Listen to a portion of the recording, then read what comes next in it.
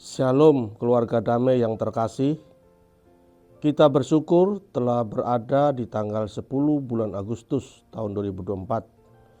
Semoga kita semua dalam keadaan yang sehat dan bahagia adanya. Mari keluarga damai, kita memulai renungan kita dengan berdoa bersama. Bapa di surga yang kami puji dan kami sembah, dalam nama Tuhan kami Yesus Kristus oleh kuasa Roh Kudus, sebelum kami merenungkan firman-Mu, kami memohon pertolongan Tuhan agar kami dapat memahaminya dan dimampukan untuk melakukannya di dalam kehidupan kami setiap hari.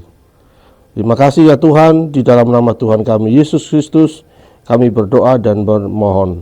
Amin. Renungan kita pada hari ini diambil dari Kejadian 3 ayat 15 dan Yohanes 19 ayat 30. Kejadian 3 ayat 15 dan Yohanes 19 ayat 30 sebagai dasar perenungan kita dengan tema perwujudan misi Allah. Kejadian 3 ayat 15.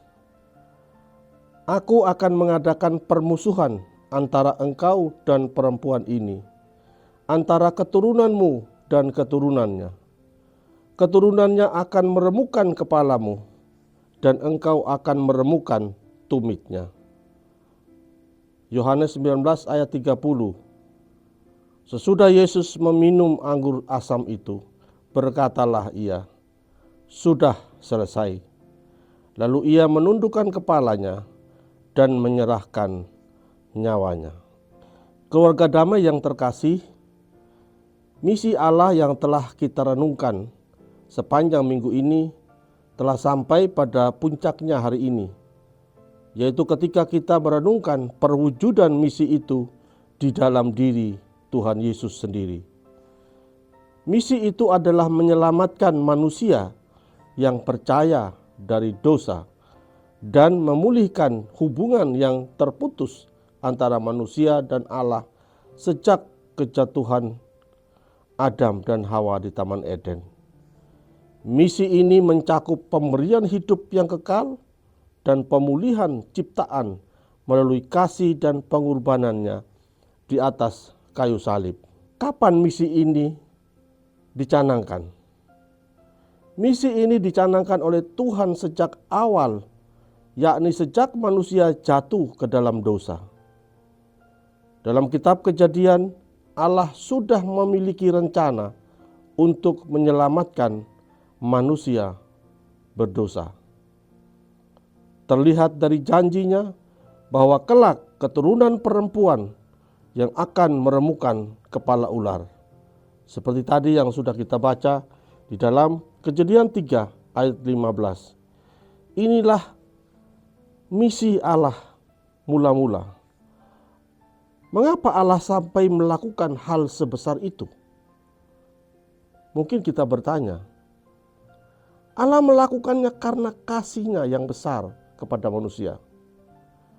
Dia tidak ingin melihat ciptaannya terpisah darinya.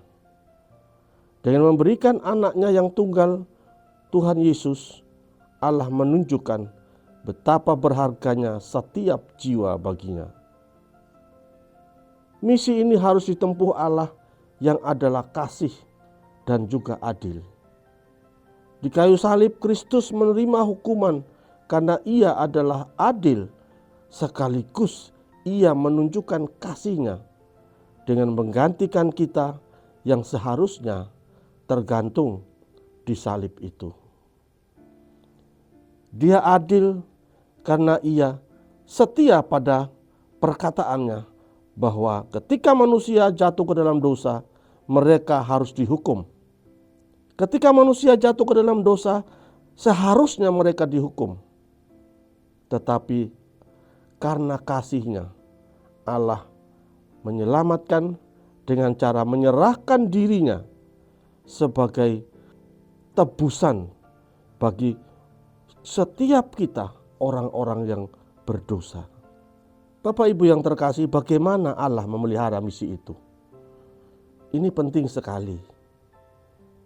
Allah memelihara misi penyelamatan melalui penyataan dirinya dalam sepanjang sejarah umat manusia dari zaman ke zaman, melalui nabi-nabi, dan akhirnya puncaknya pada kedatangan Yesus Kristus. Dia menyediakan firman-Nya sebagai pedoman hidup untuk membimbing dan menguatkan umat-Nya dalam menantikan perwujudan misinya itu. Kapan misi itu diwujudkan? Bapak Ibu, tentu kita tahu bahwa misi penyelamatan diwujudkan ketika Yesus datang ke dunia, hidup sebagai manusia, mengajar, melakukan mujizat, dan akhirnya mati di kayu salib untuk menebus manusia berdosa yang percaya kepadanya. Kebangkitannya menunjukkan atau membuktikan akan kemenangannya atas kuasa iblis, sang keturunan ular, kuasa dosa yang membelenggu manusia, yang selalu mencenderungkan hati manusia, dan kematian sebagaimana sudah direncanakan sejak awal. Allah sudah merencanakan bahwa suatu saat manusia berdosa ini akan ditebus. Bukankah hal ini merupakan hal yang harus kita syukuri, Bapak Ibu yang terkasih? Tidakkah kita terkagum-kagum akan perbuatan Allah yang setia dan konsisten terhadap janji penggenapan misinya dari zaman ke zaman? Bagaimana tanggapan kita seharusnya? Sebagai respons terhadap misi penyelamatan Allah, kita diajak untuk menerima Yesus sebagai juru selamat pribadi kita.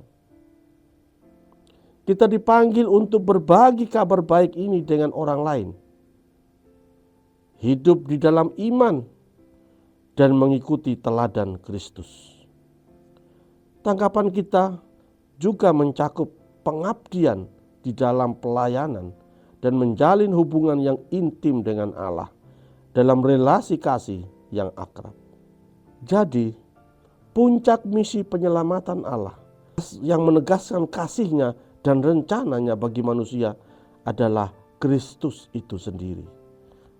Mari kita merenungkan dan meresponi perwujudan misi ini dengan hidup yang mencerminkan iman kita kepadanya. Mari kita berdoa. Tuhan, terima kasih atas firman-Mu yang mengingatkan dan menegaskan bahwa kami adalah orang-orang yang patut bersyukur karena percaya kepada-Mu sebagai Tuhan dan Juru Selamat kami. Tolonglah kami agar kami terus menjaga relasi kasih dengan-Mu, sehingga kami dapat terus memuliakan nama-Mu sebagaimana yang Tuhan rindukan selalu. Dalam nama Tuhan Yesus kami berdoa dan bersyukur. Amin.